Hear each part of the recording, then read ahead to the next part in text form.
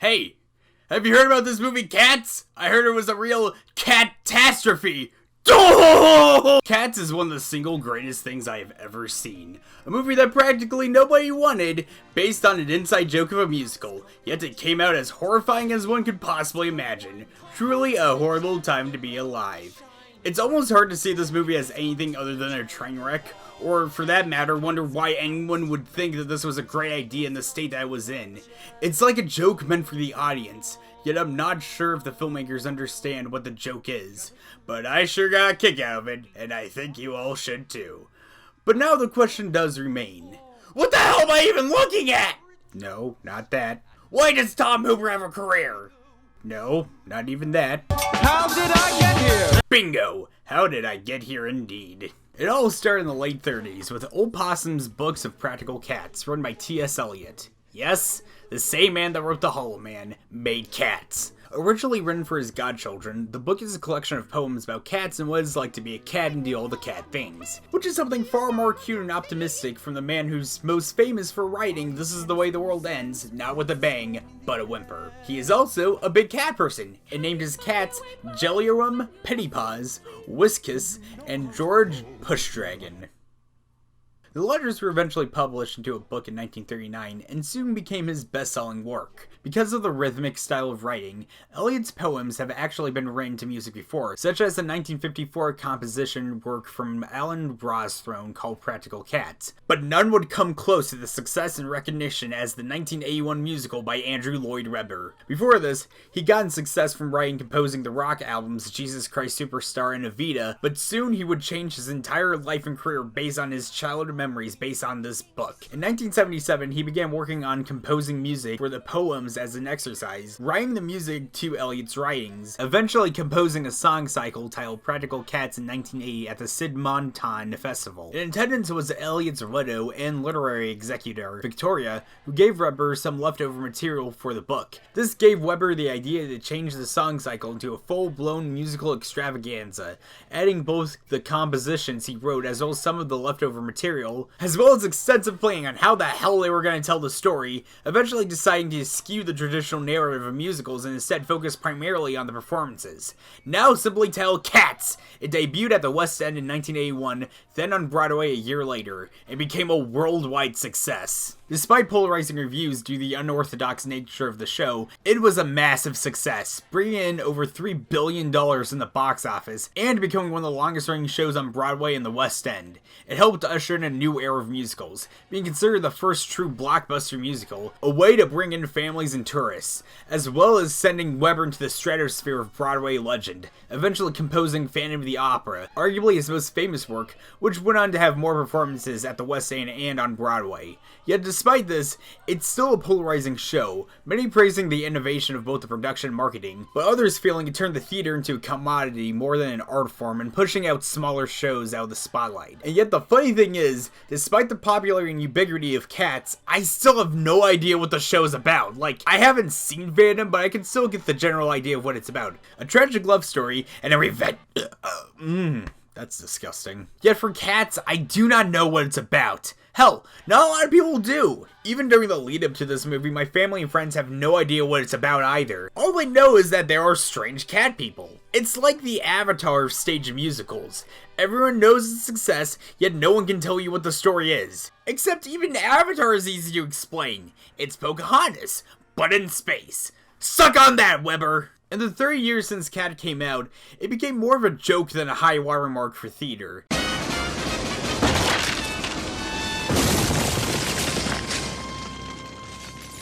And nothing of value was lost. Still, with such success and ubiquity, a movie was inevitable. There is a stage recording of it in 1998, but in terms of bringing the show to the silver screen, it was in development hell. Universal bought the rights to it in 1990 to be produced as an animated film, a part of Steven Spielberg's animation division at the time. It was to be made by the same people that did We're Back, A Dinosaur Story, so the weirdness would certainly be intact, along with being written by playwright Tom Stoppard. Yet due to the frustrations of trying to translate the stage show into an animated feature, which included completely changing changing the story and setting, as well as the closure of the company in 1997, the project was scrapped. After that, in 2013, Weber announced that the movie was finally going to be in development, eventually getting Oscar-winning director Tom Hooper to direct. Tom Hooper is best known for directing The King's Speech and Les Mis, both of which were box office and Oscar success. Yet his strange directorial decision of mixing surrealistic camera shots and composition with Oscar bait has been seen as divisive. Yet it was he who helmed the ship and began getting a cast of celebrities to attend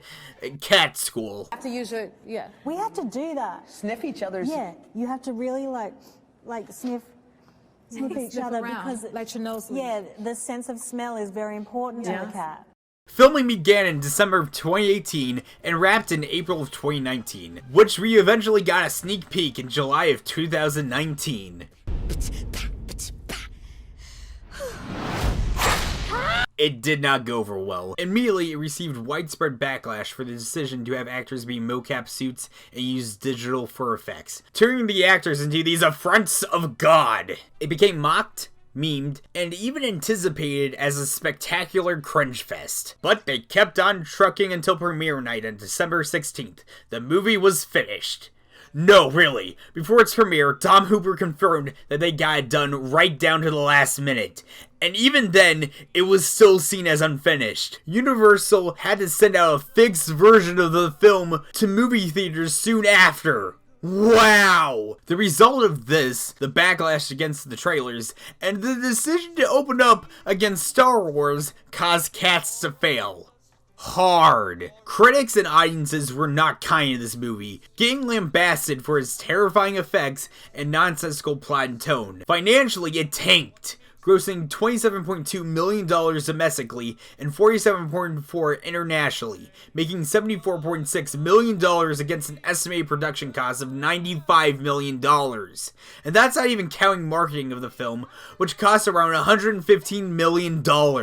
That's a lot of money that they wasted! Universal eventually pulled their Oscar campaign immediately, as they know that this was not going to give them any prestige glory.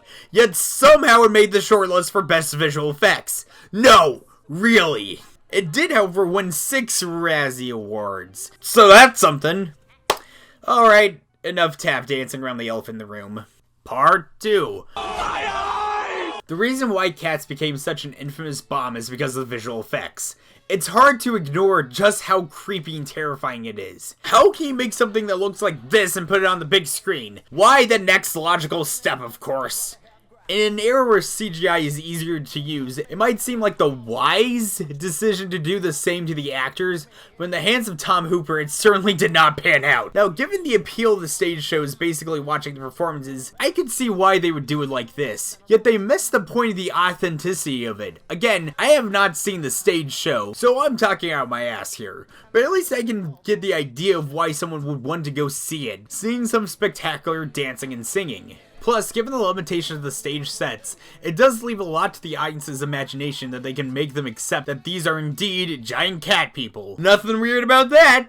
For the film, they stripped all that away, leaving for a more literate and disturbing look of the film. There isn't much left to the imagination than just this. It even takes away from a lot of the practicality on display. All the dancing, the singing, even the set design just gets dwarfed by the uncanny valley of all of this. Yeah, did you know that they actually built sets? They made big tables and chairs and beds just for this movie. Honestly, if I didn't know this, I would just think that was all done in a green screen sound stage. And it isn't like the fur effects are entirely terrible either. Like, sometimes they look impressive when just looking at the body alone, but then you look at the face and it's just disturbing. And that's just another thing that I hate about the look of Cats too. The designs is just lazy. Going back to the stage play, yeah, sure, maybe the makeup and costumes for the performers will be too weird for movie audiences, yet they still did make an effort to just change them into something else. Here they just slapped Taylor Swift's face on a cat body and just called it a day. Actually, no, this isn't a cat body because they would have cat features. Having a few whiskers and cat ears doesn't make you look like a cat. Where are the noses? Where are the paws? Why don't they have cat eyes? If you're gonna turn them into cats, go all out with it. Like, we have the technology to completely change the actors into something else. It's not like in Planet of the Apes where they just slapped Andy Serkis's face onto an ape. No, it's a different fucking person. Animal. God, my brain is collapsing into itself. This is just watching a bunch of hairy Nikos dance around. I'm not gonna factor that into my body pillow. Some of the characters just do not look how they should. Jennifer Hudson's character is supposed to be this old and battered cat, which is true for her stage counterpart, and even addressed in the lyrics to her song, but she does not look like an old battered cat. She just mostly stands around and cries a lot. It looks terrifying. Hell, even the visuals are just inconsistent too. There are clear compositing of actors onto sets, sometimes the faces are off center, sometimes the feet just sinked into the floor, other times they are just floating. The sense of scale is also confusing too and inconsistent, especially for the mice. Yes, they did humanoid mice. Look at them. Look at them! And there are also cockroaches too. And Rebel Wilson eats them. Eats them! She eats them! And she even tears off her skin too, like she's in a Looney Tunes cartoon. Good God, what am I watching? Yet at the same time, I was just laughing my ass off too when I'm watching it, because how the fuck else am I supposed to deal with this shit? Like when the cockroaches show up, I was completely sold. My brain just died, and I was having an amazing time. You know that Christmas special Rhapsody Street Kids? Christmas. Yeah, Cats is like that, where the reason why it's so notorious isn't because of the story. Well, okay, part of it is because of the story, but largely it's because of the way it looks. It's easy to throw the animators under the bus for this, but really, this is an executive decision. And given how it was rushed to deadline, and apparently even extensively tweaked after the trailer, as well as editing out genitalia, what? It probably was hell for them to work on it, and my sympathy and pity goes out to these poor souls for higher-up tomfoolery.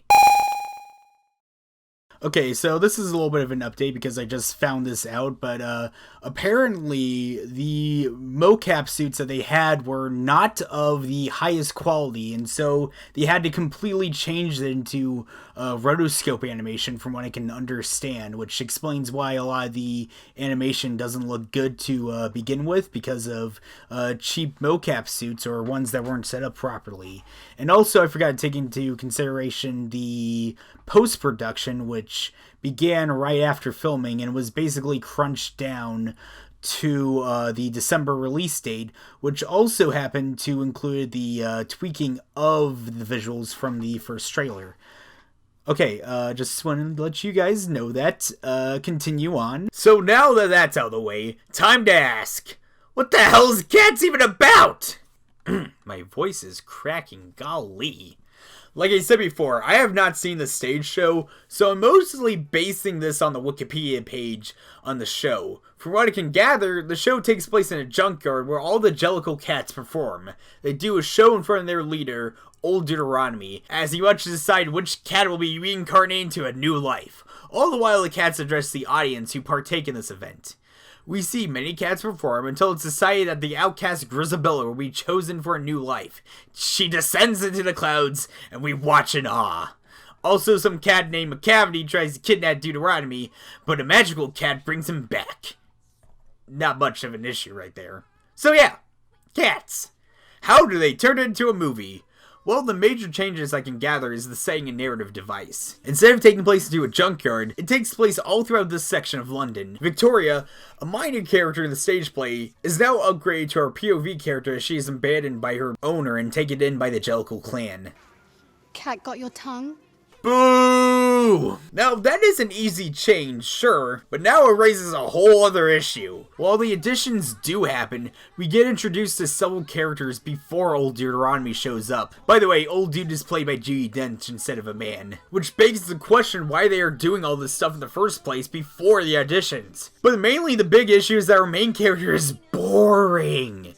Victoria is a blank slate for the audience to latch onto and learn more about the world of the Jellicles. Yet we don't know that much about her outside of that. She doesn't have any hopes, or dreams, or anything really. She's just there to dance and look like my sleep paralysis demon. The only significant thing she does is to motivate Mr. Mistopheles to save Old Dude and touch Grisabella. Other than that, not much. We do get a song for her, the only song not in the stage show, which she sings about wanting to belong, and possibly being a dead cat too. A very transparent way to get an Oscar nomination, which never happened. We don't know much about the other cats besides just silly traits like James Corden cats. Eat! and is fat, and Jason Derulo cat likes to get it on. And these two cats are mischievous, and this one is from the trains and tap dances, and Rebel Wilson enslaves these fugly mice and cockroaches.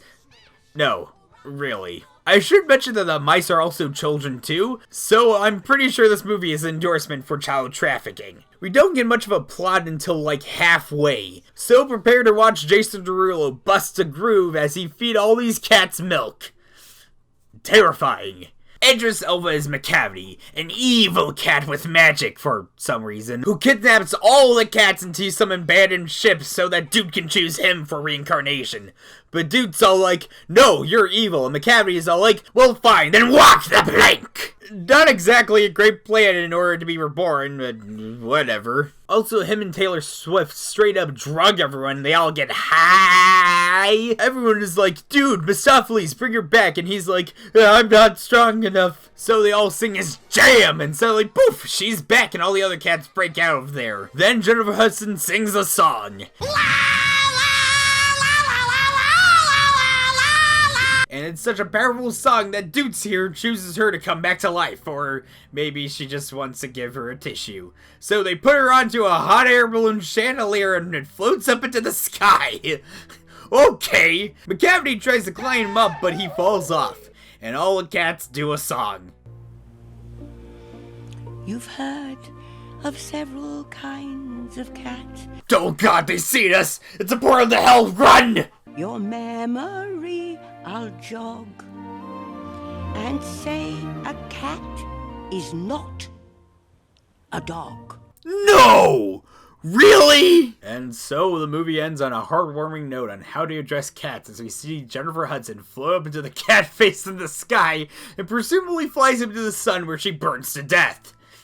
So whimsical. I'm pretty sure I've been following a cult and this is an initiation video.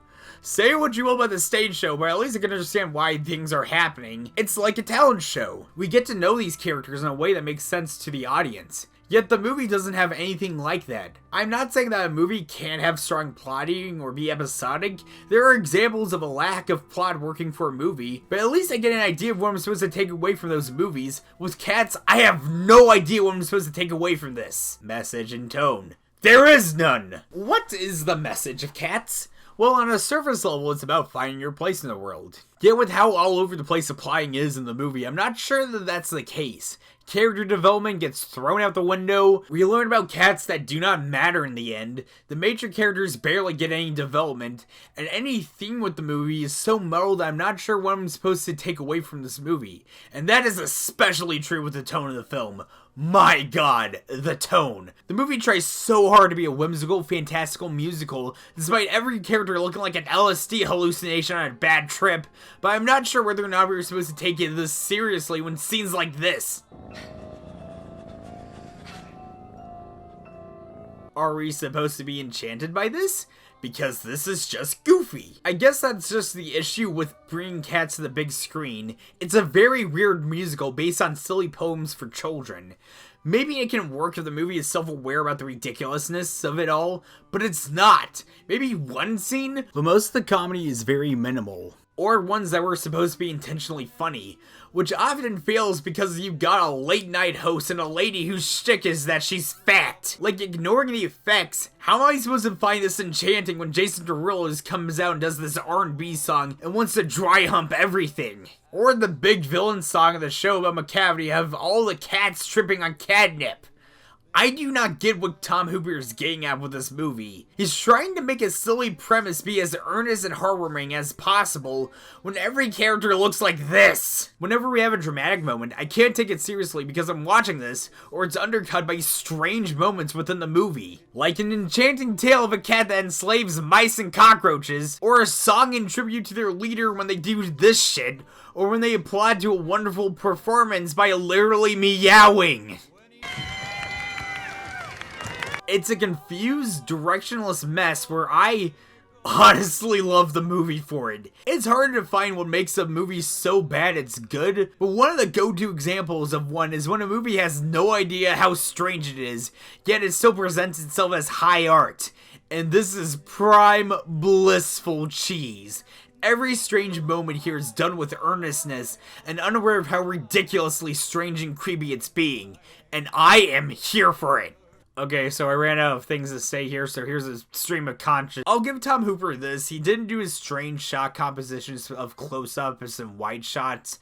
So, this is one thing over Les Mis. Although there are times where he decides to shoot like a Terrence Malick movie, like, bro, get a tripod. And most of the shooting of the dance sequences does leave a lot to be desired, as either the camera is too distant from the performances, or the editing cuts around way too much. I assume they wanted to add energy with the dancing, but it takes away more than it adds. The lighting is pretty good, I will give it that. Surprisingly, the celebrity stunt casting doesn't take up much of the movie, as it's largely focused on professional dancers and singers like Francesca Hayward, who had her big screen debut with this movie.